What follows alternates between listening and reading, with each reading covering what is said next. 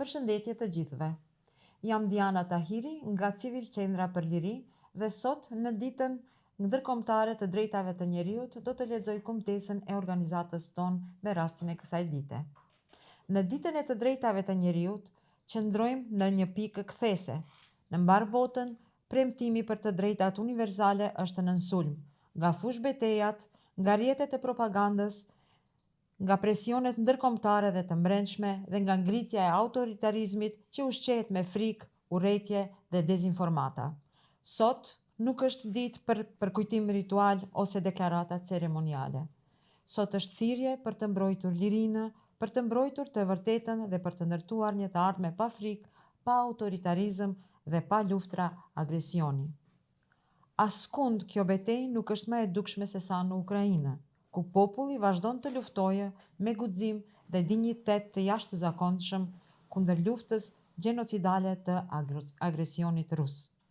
Qëndresa e këtyre njerëzve nuk është vetëm për territor.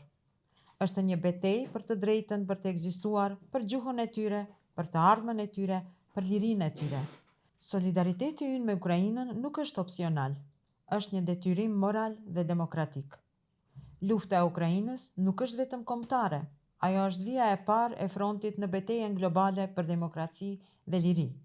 Vlerat që sulmohen në Ukrainë janë vlerat që e përkufizojnë botën e lirë, dinjitetin njerëzor, pluralizmin demokratik dhe të drejtën e çdo kombi për të zgjedhur rrugën e vet.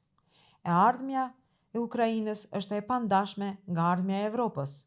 Nëse Ukraina qëndron, edhe Evropa qëndron. Nëse Ukraina bie, hapet dera për një botë më të errët të formësuar nga agresioni, pandëshkueshmëria dhe zgjerimi autoritar. Prandaj, mbështetja për Ukrainën nuk është akt bamirësie, është akt vetëmbrojtjeje kolektive e çdo demokracie që refuzon t'i dorëzohet tiranisë. Njëkohësisht, bota është dëshmitare e gjenocidit në Gaza, ku familje, komunitete dhe gjenerata të tëra po zhduken para syve tanë. Të drejtat e njeriut janë të pandashme dhe heshtja përballë mizorive masive është bashkëfaqësi. Çdo jetë civile duhet të mbrohet, çdo qeveri duhet të mbahet përgjegjëse, çdo qenie njerëzore meriton dinjitet. Nëpër kontinente, regjime dhe lëvizje autoritare po fitojnë në terren, duke shfrytzuar kriza, duke manipuluar identitete, duke korruptuar institucione dhe duke përdorur teknologji për të kontrolluar opinionin publik dhe për të shtypur kundërshtimin. Përballë këtij realiteti, mesazhi ynë është i qartë: mbroni lirinë, mbroni të vërtetën, formoni të ardhmen. Të drejtat e njeriut nuk mbijetojnë për shkak të dëshirës së mirë apo deklaratave. Ato mbijetojnë sepse njerëzit, institucionet dhe komunitetet zgjedhin t'i mbrojnë hapur dhe me këmbgulje dhe me guxim.